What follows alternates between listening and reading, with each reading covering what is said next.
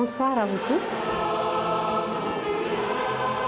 Nous continuons notre série de conférences sous le thème « Connais-toi toi-même ».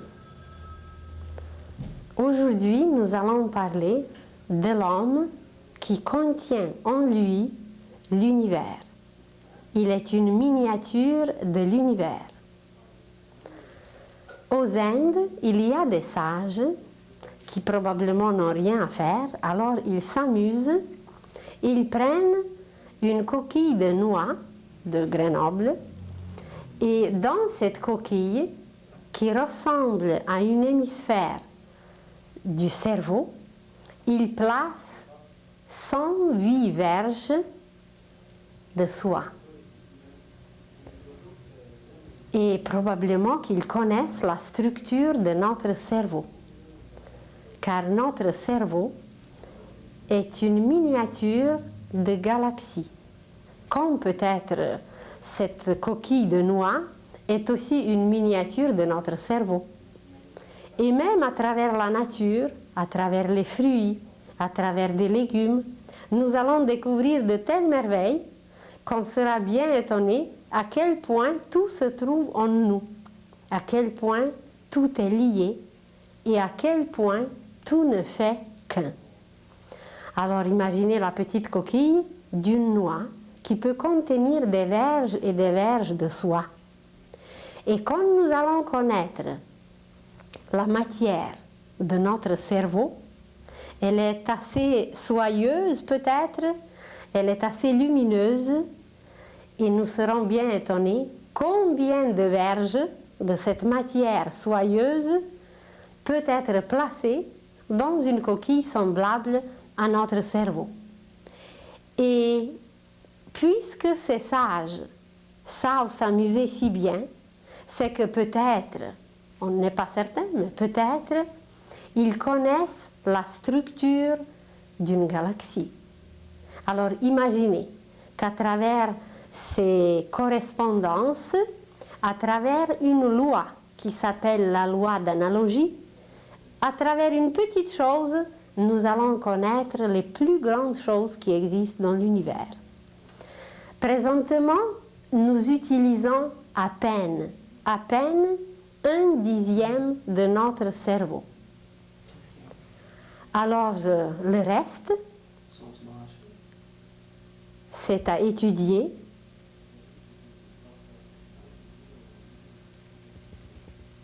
Le reste,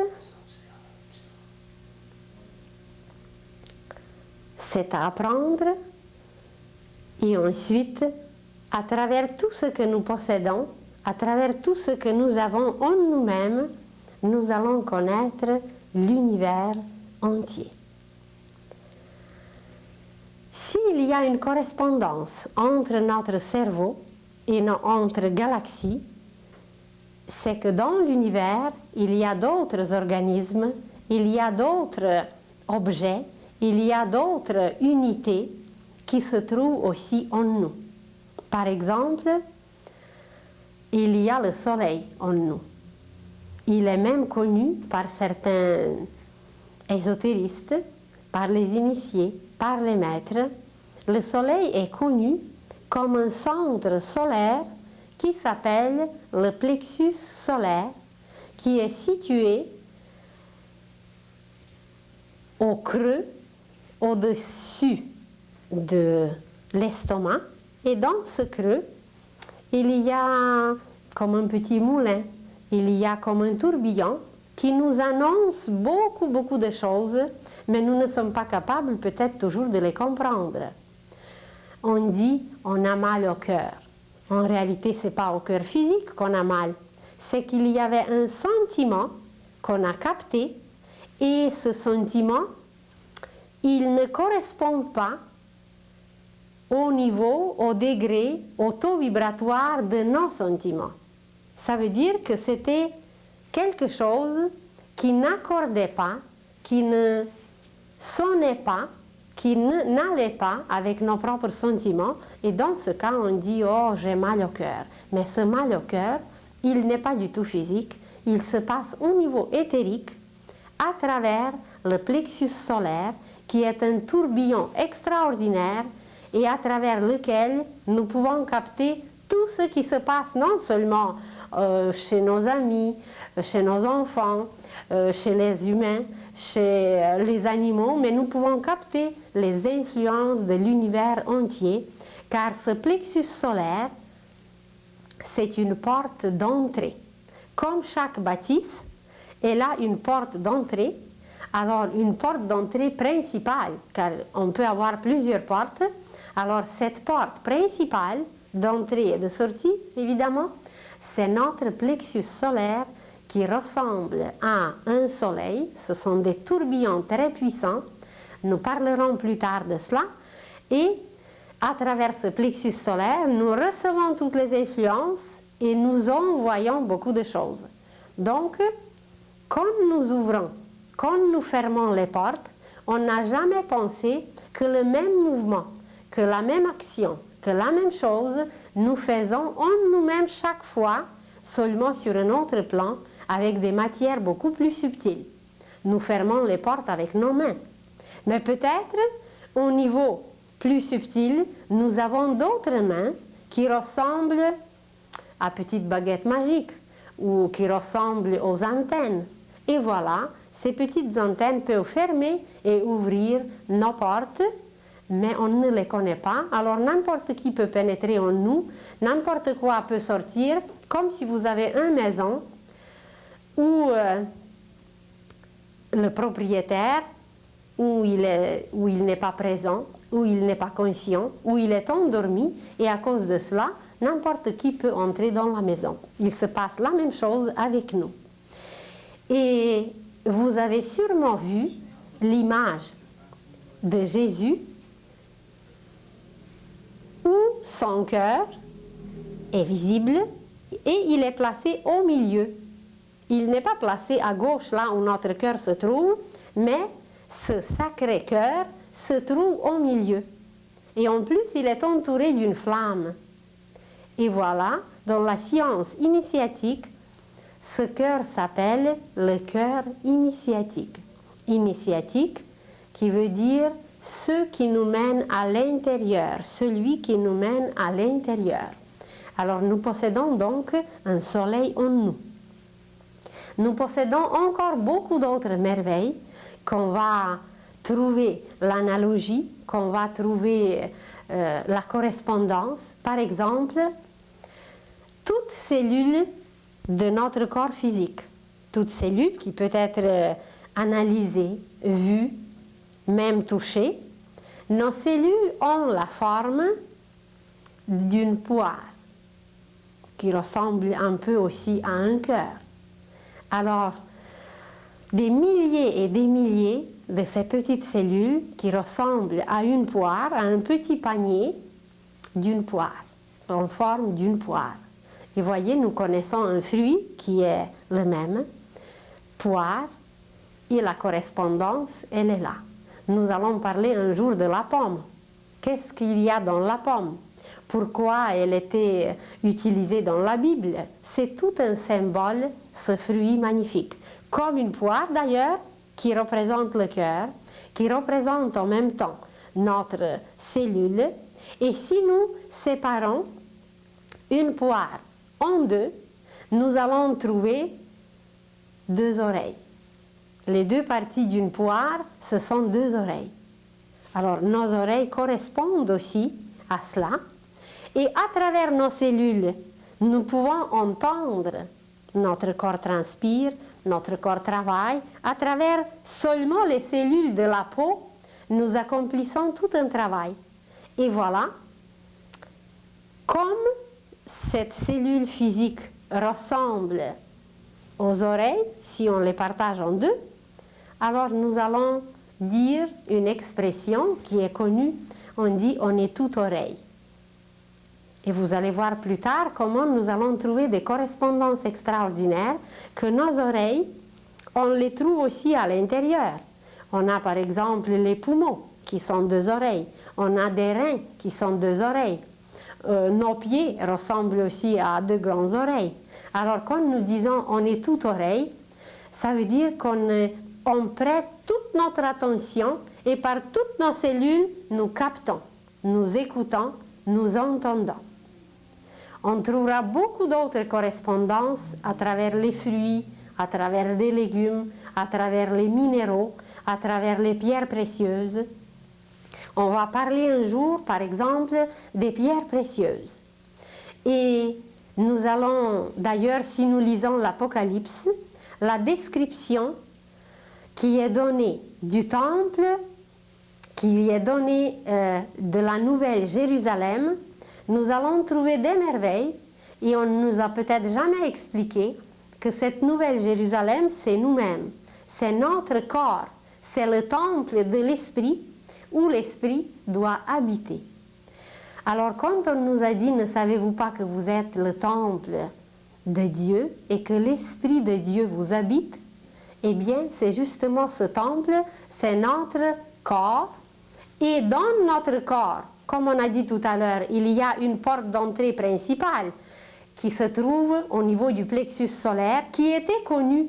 Même Jésus est présenté avec cette porte quand on le présente avec le cœur initiatique, le cœur qui mène à l'intérieur de nous-mêmes et qui nous lie avec l'intérieur de toutes choses qui existent.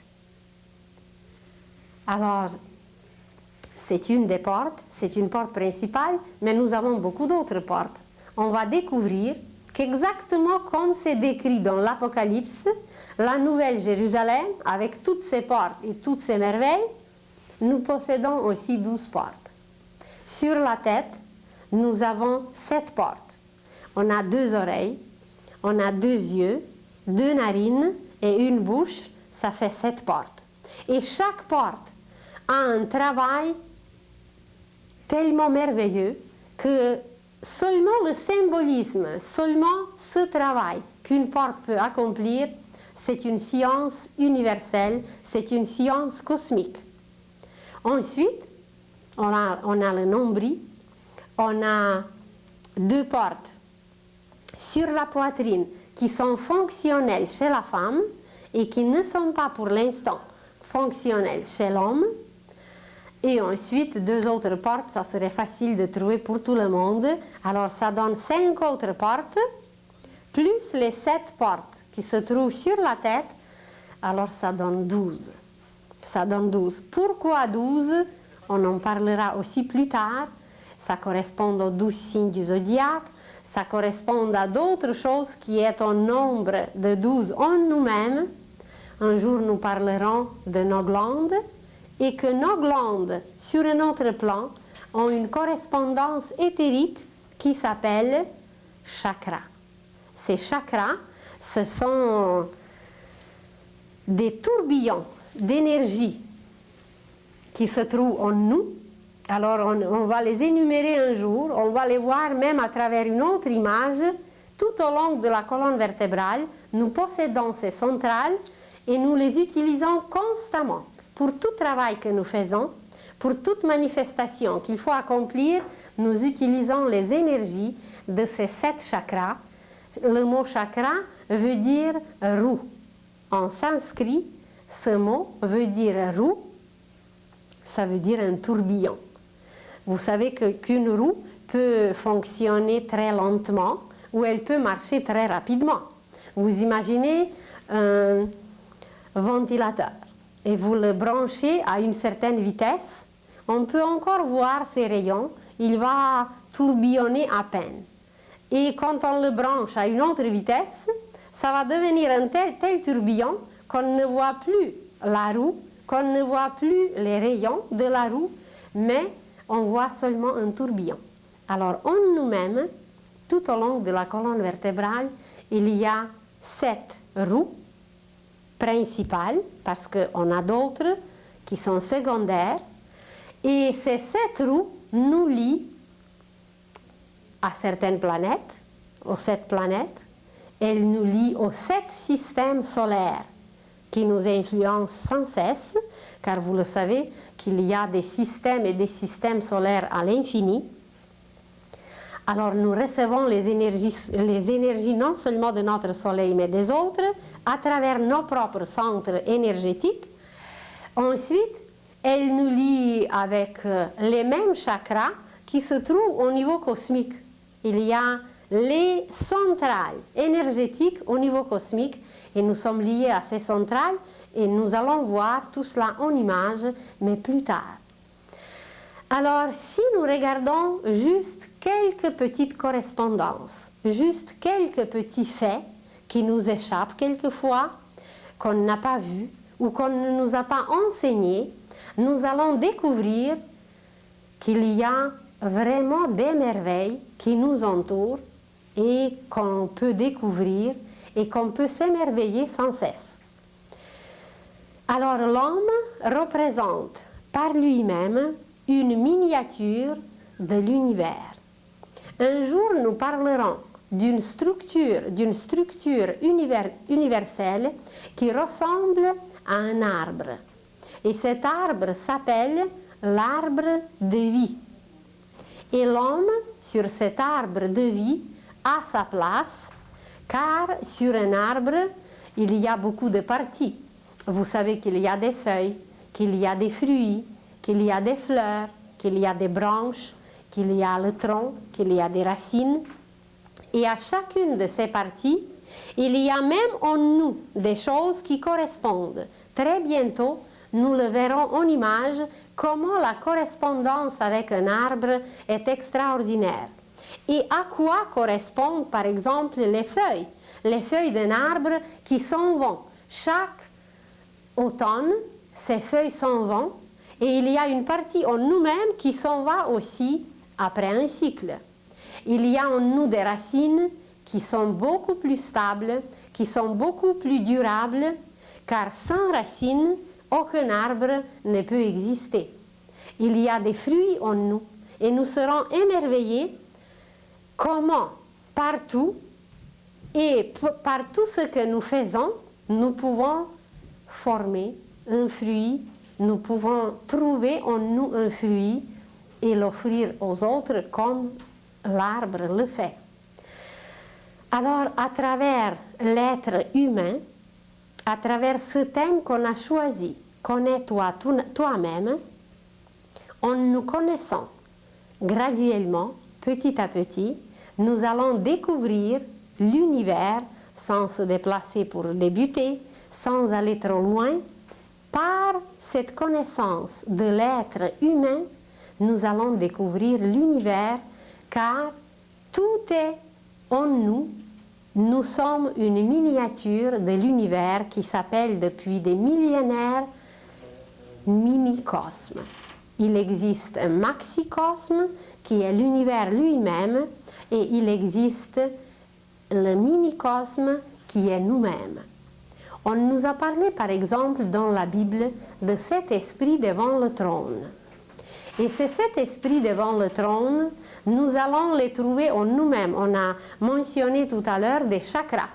Alors ces 7 chakras représentent cet esprit devant le trône. Et en nous-mêmes, nous allons découvrir le trône.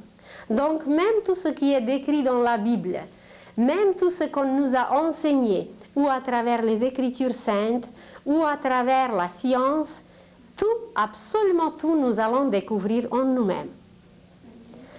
Ces 7 esprits existent sur un plan. Mais ensuite, il y a un autre plan où nous allons découvrir, à travers nos chakras, à travers ces centres énergétiques, nous allons par exemple découvrir les personnages bibliques. Nous serons bien étonnés qu'il y a Marie et Joseph en nous, qu'il y a Judas, qu'il y a Marie-Madeleine, qu'il y a d'autres personnages, qu'il y a le Christ, et que tout est, absolument tout est en nous. Tout ce dont on parle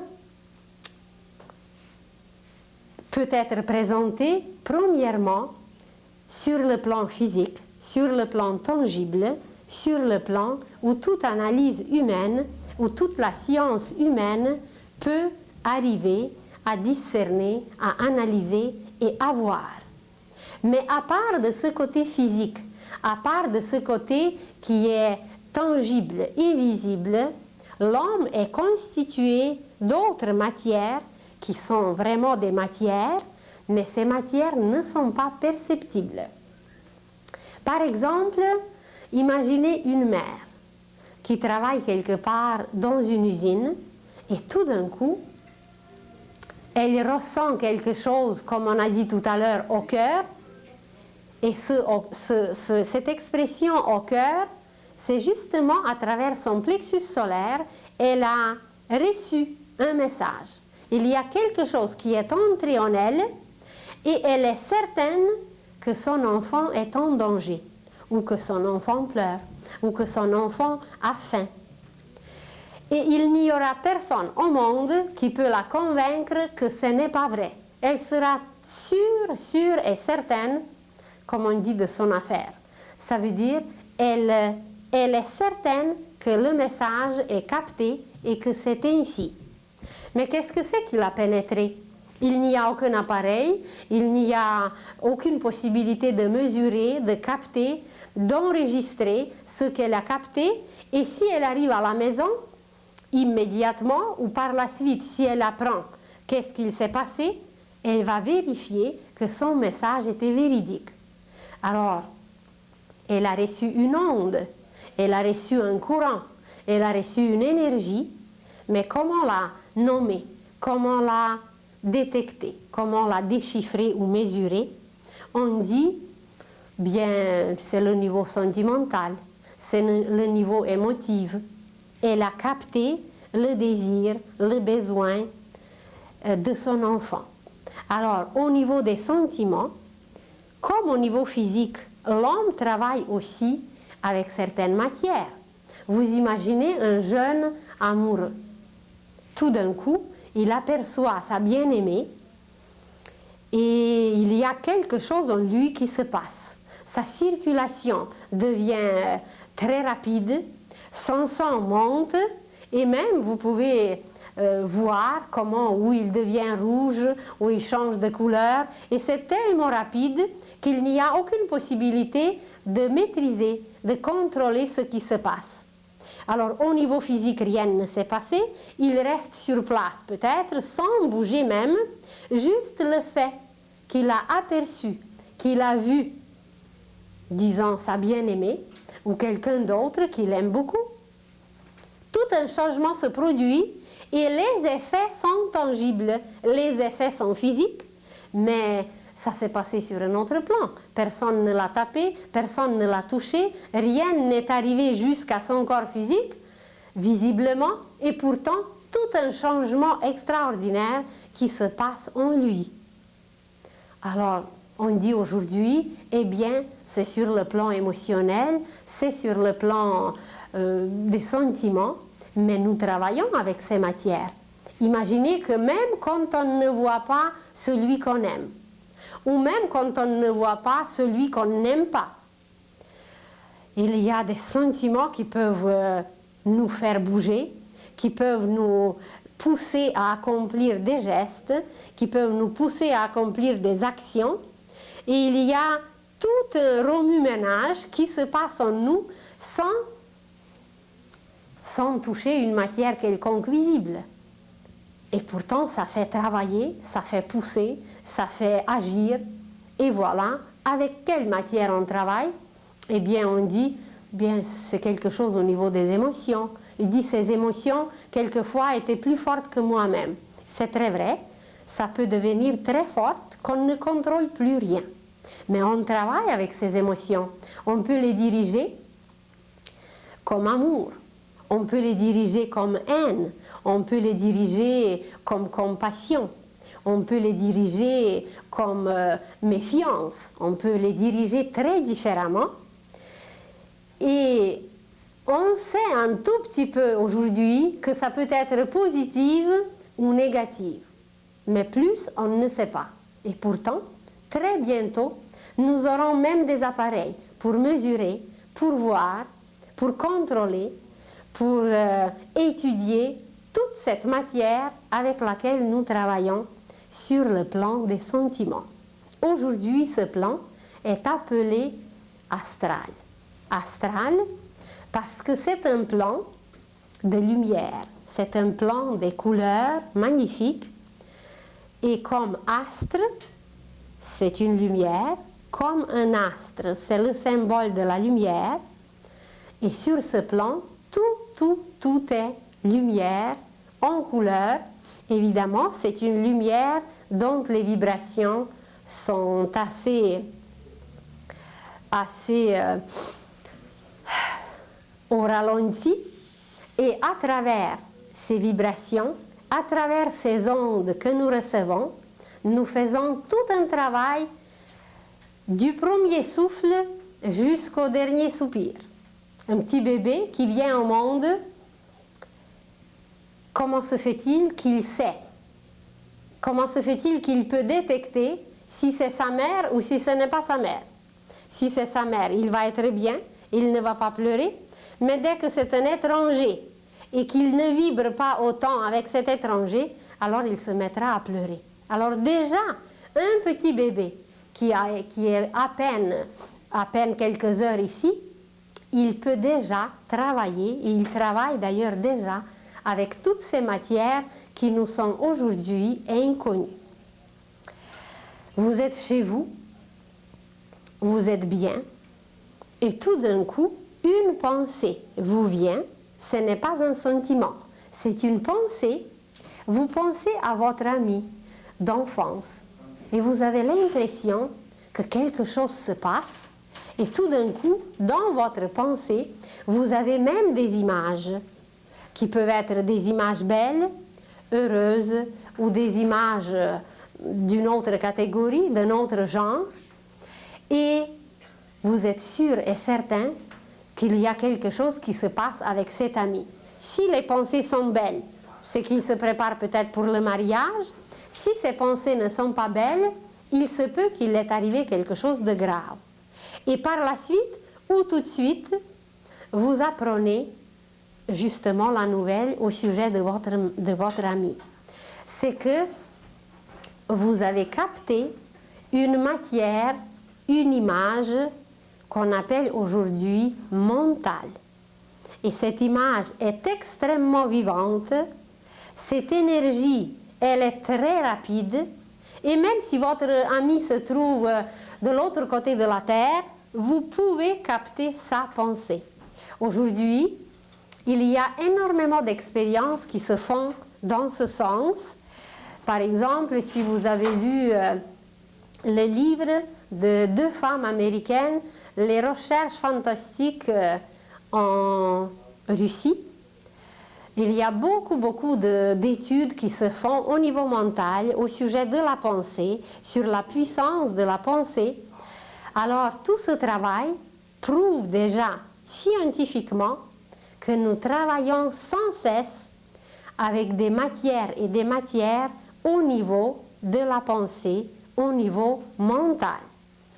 Et même bientôt, on va découvrir qu'il y a le mental concret qui peut être présenté par une image, par une pensée concrète, par une pensée imagée, mais qu'il y a une autre partie de notre mental qui est plus abstraite, qui ne peut pas être présentée par une image. Seulement par la suite, nous sommes capables d'extraire des images de ce symbole, de faire des images, mais en elle-même, cette pensée est comme un symbole, comme une sémence. Dans une sémence, il se trouve déjà toutes les images de l'arbre futur. Il y a toute sa musique, il y a toute sa sève, il y a tout ce qui va se passer au niveau des racines. Il y a tout le travail alchimique de la formation des fruits. Mais quand nous regardons juste une sémence, eh bien, on ne voit pas grand-chose, parce qu'elle est un symbole. Elle est un résumé, elle est un petit tout qui contient énormément et énormément de détails. Et imaginez un arbre qui peut vivre des centaines d'années, que tout est déjà contenu dans cette petite sémence minuscule. Alors notre pensée est capable de contenir aussi des pensées sémences. Elle est capable de contenir des symboles. Par exemple, vous prenez une note. Quelqu'un qui ne connaît pas des notes, ce petit ovale noir ne lui dira pas grand-chose. Mais s'il s'agit d'un musicien, cette note, ça va être toute une vie pour lui. À la base de cette note, il peut composer toute une œuvre. En s'inspirant de cette note, il peut créer des merveilles. Par exemple, Beethoven avait une servante. Et sa servante chantait beaucoup. Et vous savez sûrement qu'à la fin de sa vie, Beethoven est devenu sourd. Et à cause peut-être de ce fait, elle était obligée de parler très fort. Et elle était toujours très gaie, elle était toujours très bien.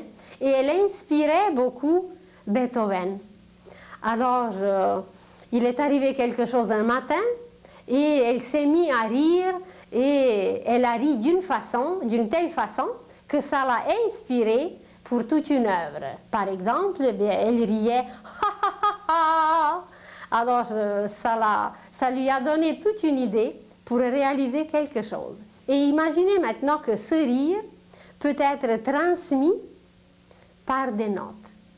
Et chaque note va contenir toute une vie. Vous prenez un chinois et un français, un anglais et un russe, et vous les placez ensemble, ils ne pourront pas se comprendre. Mais vous mettez un disque, une œuvre musicale, et on va retrouver, si on avait aujourd'hui un appareil pour photographier ce qui va se passer dans leur pensée, alors on va trouver les mêmes images produites, provoquées, formées dans leur pensée. Alors par le langage, par l'expression au niveau physique, il serait impossible de se comprendre, mais au niveau de la pensée, grâce à ces notes symboles, grâce à cette pensée abstraite qui est contenue dans ces petits symboles, voilà, ces êtres différents dans la vie ordinaire, dans la vie courante, qui ne peuvent même pas se parler, eh bien, ils vont se comprendre, ils vont se regarder et sourire l'un à l'autre, parce que cette œuvre musicale provoque en eux les images qui se ressemblent beaucoup, qui sont presque identiques. Alors, au niveau de la pensée, nous sommes capables de faire une analyse, de comprendre les images concrètes, mais aussi nous sommes capables de comprendre des images abstraites, des images qui contiennent tout un monde, des images sémences, des pensées sémences.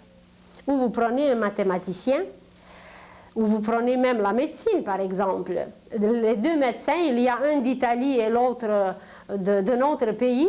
Alors la recette que l'un a écrite, l'autre pourra lire grâce à la langue latine qui est utilisée pour écrire ces choses. Tandis qu'au niveau du langage, au niveau physique, ils ne pourront pas se comprendre. Et les mathématiques, par exemple, aussi, c'est tout un langage symbolique qu'un mathématicien d'un côté de la Terre et l'autre de l'autre côté de la Terre, ils peuvent comprendre les mêmes formules, les mêmes choses, sans se comprendre au niveau physique, par la langue utilisée. C'est grâce au symbolisme, c'est grâce à ce côté abstrait de la pensée qui est exprimé par les symboles tels que les chiffres, tels que les notes, tels que d'autres symboles comme une langue qui peut être utilisée un peu partout, ou même d'autres qu'on ne connaît pas encore aujourd'hui. Alors, au niveau de la pensée, l'homme accomplit un travail sans cesse, mais ce travail n'est pas connu. Et même si nous regardons par exemple deux pensées, nous allons prendre une pensée, eh bien, j'ai besoin d'acheter le fromage Kraft. vous savez très bien que ce n'est pas une pensée qui va survivre des siècles et siècles et des siècles et qui va apporter à l'humanité une découverte.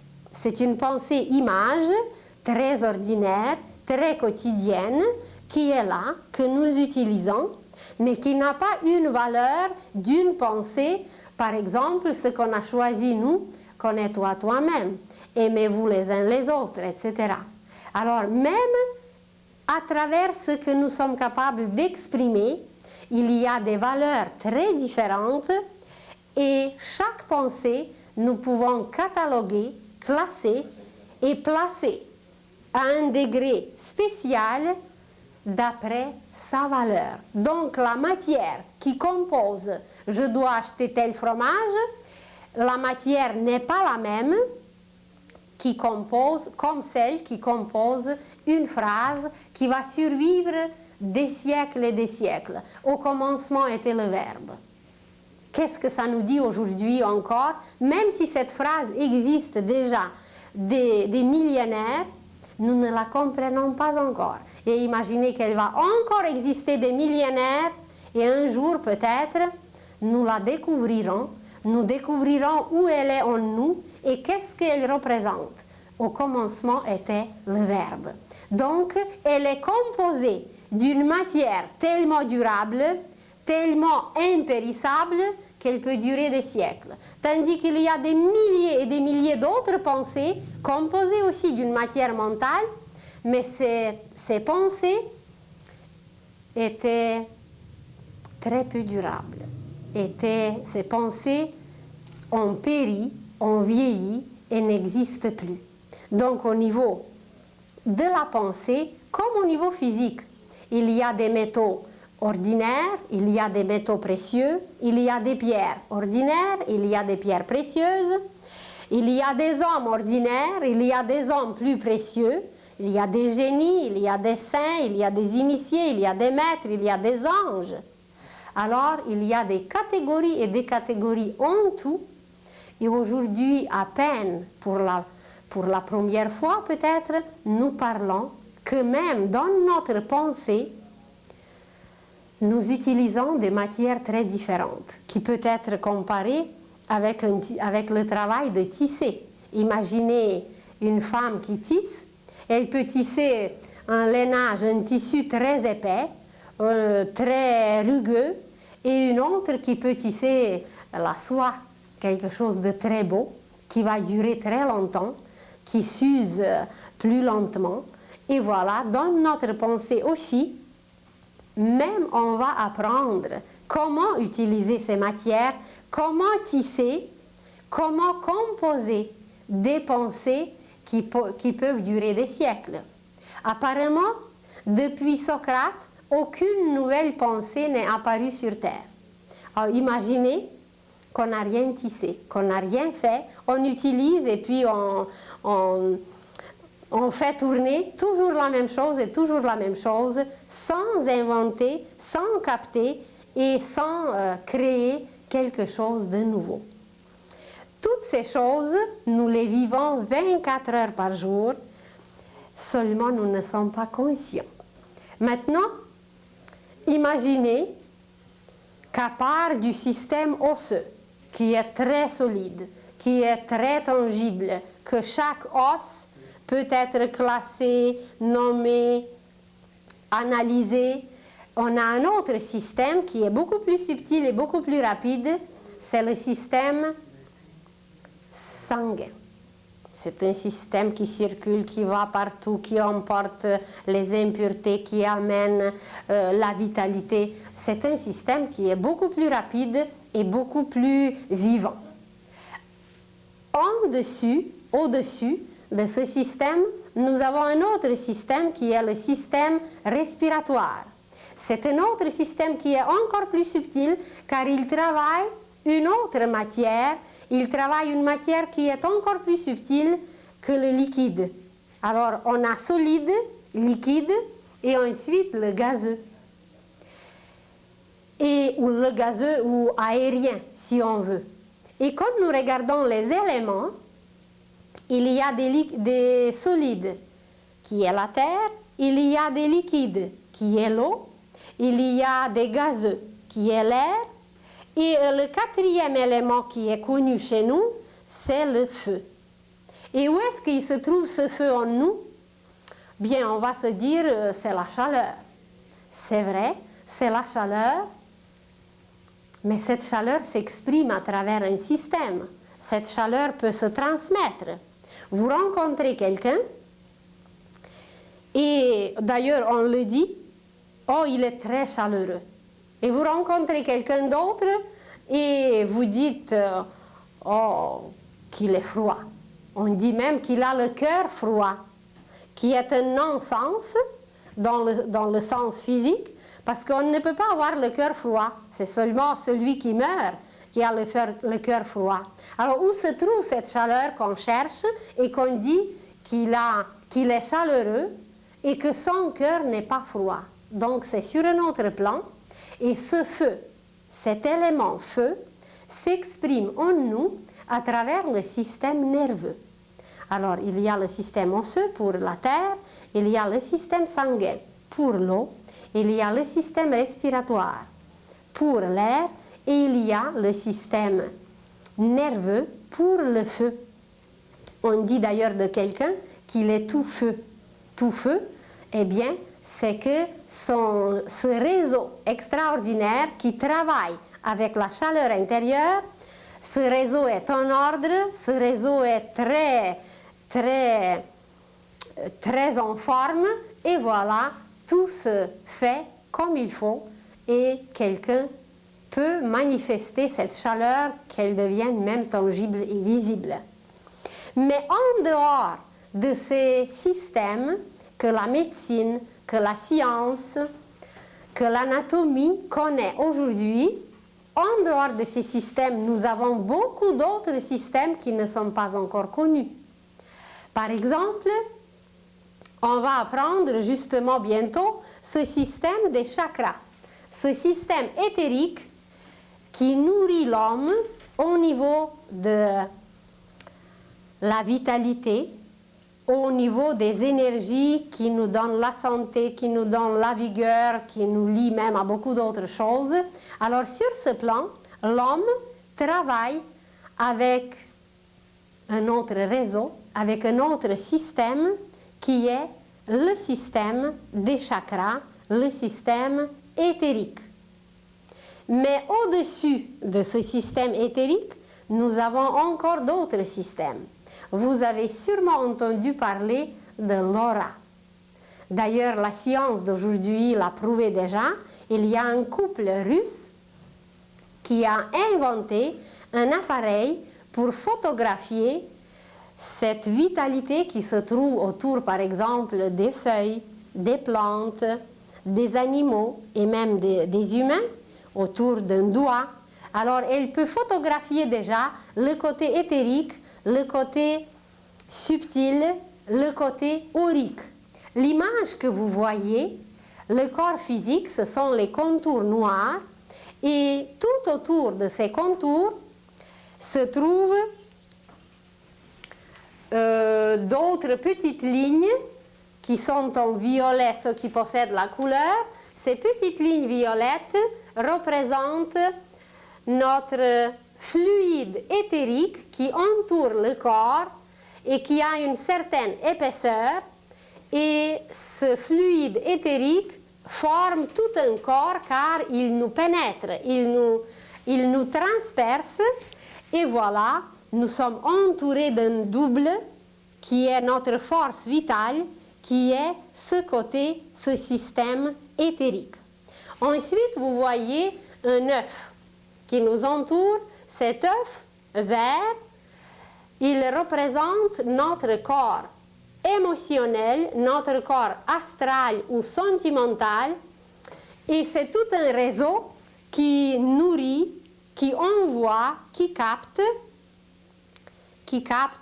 les énergies au niveau des émotions, au niveau des sentiments, et il est en forme de œuf pendant toute notre vie, car il n'est pas encore autant formé que le corps éthérique, que notre double éthérique. Ensuite, vous voyez les contours rouges qui se trouve au-dessus de nous, ces contours rouges, c'est justement la matière de la pensée concrète. La matière de la pensée concrète qui peut prendre une forme et qui s'exprime toujours par une image. Mais l'homme, aujourd'hui, n'est pas encore tout à fait familier avec cette matière. Il ne sait pas toujours comment s'y prendre, comment la diriger, même s'il l'utilise, il l'utilise inconsciemment. Comme nous allons parler de la pensée, comment travailler avec la pensée, alors nous reparlerons de toute cette matière, comment former, comment utiliser nos pensées, comment aider les autres, comment faire des merveilles par notre pensée. Ensuite, vous voyez des points dorés. Ces points dorés, ce sont justement les petites sémences abstraites dont on a parlé tout à l'heure. Nous pouvons capter, comme une télévision peut capter une image, comme la radio peut capter un programme de chant, un concert. Exactement, ces petits points dorés captent et contiennent d'abord, et nous-mêmes, nous sommes capables de les analyser, de les transmettre, de les capter comme des pensées sémences, des pensées symboles, comme on a dit tout à l'heure, au sujet des notes, des chiffres et d'autres symboles qui existent à travers l'univers, par exemple l'arbre. L'homme, c'est aussi un arbre, mais renversé. Et nous en parlerons une autre fois. Nos cheveux, ce sont les racines, nos racines, mais tournées vers le ciel. Et un arbre, ses racines sont tournées vers la terre. Et en dehors de cette matière mentale abstraite, de ce système, si on veut, il y a encore un autre système. Nous en parlerons plus tard. Vous les voyez comme des rayons jaune-or. Et ces rayons jaune-or nous permettent d'utiliser, de capter une autre matière qui est au-dessus de la matière mentale, qui est encore plus subtile que la matière mentale, et elle s'appelle la matière bouddhique. La matière bouddhique qui était utilisée par exemple par les saints. Les saints dans leur amour immense. Les saints dans leur travail qu'ils ont accompli envers les humains, il utilisait un amour infini. Il utilisait une matière que les hommes ordinaires n'utilisent pas encore. Vous prenez par exemple une sainte de notre époque qui est Mère Teresa. Mère Teresa, vous pouvez vous demander, mon Dieu, d'où est-ce que cette petite femme, qui est toute menue, qui a quand même un âge très respectueux, d'où est-ce qu'elle prend ses énergies pour accomplir toutes ses œuvres? Alors, ces énergies, ces images, sa nourriture provient justement de ce plan bouddhique qui veut dire raison pure et amour pur. Sur ce plan, ce qui est partagé, séparé, plus bas, au niveau des sentiments et au niveau de la pensée, où ça peut être positif, négatif, noir et blanc et d'autres couleurs, sur ce plan, c'est l'amour pur et les raisons pures qui sont unies, qui sont ensemble. C'est le mariage de la sagesse et de l'amour. Et quand on se nourrit de ce plan, quand on utilise cette matière, c'est qu'on devient infatigable, c'est qu'on devient créateur, c'est qu'on peut accomplir des œuvres planétaires, et tous les êtres, tous les saints qui l'ont fait, c'est qu'ils se sont nourris sur ce plan. Alors, imaginez-vous quelle sorte de système, quelle sorte de pensée, quelle sorte de sentiment subtil ils possédaient pour accomplir leurs œuvres. Et tous les humains, heureusement, très bientôt, vont apprendre à utiliser ces matières. Tous les humains vont devenir les créateurs, infatigables créateurs, et non seulement cela, mais on va acquérir l'immortalité. ces énergies divines vont nous nourrir sans cesse, dès que nous serons branchés évidemment, et nous allons atteindre l'immortalité. Et quand on a parlé de l'ère du Verseau, justement, l'humanité travaillera pendant cette ère, pendant cette période, pour acquérir, pour atteindre l'immortalité, car on saura comment se brancher, comment utiliser ces énergies précieuses qui nous entourent, qui sont là, qui sont accessibles pour tout le monde, mais on ne sait pas comment s'y prendre, comment les utiliser. C'est comme si vous imaginez quelqu'un qui habite dans une cave et il reste tout le temps dans sa cave et il n'a jamais vu le soleil. Alors qu'est-ce qu'il lui reste? Bien, c'est juste de sortir de sa cave et il verra le soleil. L'humanité, en face de ces énergies, est semblable à celui qui habite dans la cave. On n'est pas sorti de notre plan inférieur, de ce côté animal, on ne sait pas quoi faire, comment faire, et la lumière pourtant elle est là, elle nous entoure, mais notre conscience n'est pas suffisamment ouverte, n'est pas suffisamment large pour comprendre et saisir ce qui nous est accessible, ce qui est tout près, ce qui était préparé depuis longtemps pour nous tous. Alors, l'homme donc travaille sur plusieurs plans sans cesse, mais il n'est pas conscient. Et en dehors de tout ce qu'on a énuméré, l'homme lui-même possède et produit un résumé de ses actions au niveau physique, de ses sentiments au niveau émotionnel, de ses pensées au niveau mental, et ce résumé se présente autour de lui comme des tourbillons extraordinaires d'une lumière, des couleurs, et ces couleurs ensemble forment ce qui est appelé aujourd'hui l'aura. Alors chaque homme est entouré par l'aura qui a des couleurs différentes et l'intensité de ces couleurs peut changer selon la qualité de nos pensées, la qualité de nos sentiments et la qualité de nos actions. Quand nous sommes en colère, par exemple, il y a dans notre aura une couleur rouge, mais très désagréable. Une couleur rouge terne. Et si quelqu'un passe à côté de nous, eh bien, on le salit par cette couleur qui n'est pas belle, qui est terne, qui est un peu sale. Donc, il prend certaines particules de notre aura, ça l'influence, et si on reste auprès de quelqu'un avec toute notre colère, même si on essaye de la contenir, eh bien tout le monde va s'apercevoir, car c'est écrit dans notre aura. C'est comme s'il y a des appareils qu'on utilise dans la médecine, des appareils qui enregistrent toutes sortes d'ondes, toutes sortes de travail qui se fait à l'intérieur, dans le cœur, dans le cerveau, et à travers ces enregistrements, on voit un travail. Alors bientôt, on aura des appareils qui pourront enregistrer des changements qui se produisent dans notre aura. Quand nous prions, quand nous allons dans une église, il y a beaucoup de très belles choses qui nous entourent.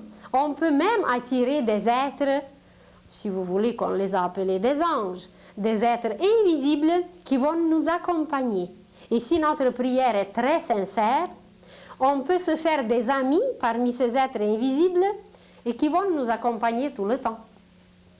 Alors l'homme donc possède beaucoup de systèmes, certains sont connus, d'autres sont inconnus, et surtout à travers le système aurique, à travers cette aura, l'homme contacte l'univers entier. Et de cette façon, il représente une cellule, il représente un système en lui-même, un système dans l'univers. Comme il y a le système solaire, comme il y a le système zodiacal, comme il y a le système galactique, l'homme en lui-même représente tous ces systèmes et nous allons trouver des correspondances magnifiques car il est par lui-même l'univers. L'univers en miniature et il n'y a pas une mouche, il n'y a pas un insecte, il n'y a pas une chose la plus minime, la plus petite qui existe en dehors dans l'univers qui ne se trouve pas en nous. Vous allez dire, oh j'aimerais savoir combien de mouches j'ai en moi. On va en parler. Les mouches se trouvent au niveau des sentiments. Nos sentiments qui ne sont pas beaux, nos sentiments qui produisent, qui se nourrissent des saletés, eh bien ce sont des mouches en nous. Alors nous allons trouver des correspondances magnifiques qui nous prouveront que l'homme est un univers. Alors je vous remercie beaucoup pour votre patience et la semaine prochaine nous allons encore continuer par d'autres choses. Ça va être les différents niveaux de la conscience humaine. Nous allons parler de l'inconscient, du subconscient, de la conscience, de la superconscience et comment ces niveaux différents sont placés en nous, à quoi ils correspondent, où nous les trouvons dans la nature et comment nous pouvons les utiliser pour nous comprendre et pour nous connaître mieux. Ensuite, nous parlerons de beaucoup d'autres choses, mais on va commencer d'abord par la conscience, car c'est par elle que nous nous connaissons et que nous sommes capables de tout connaître.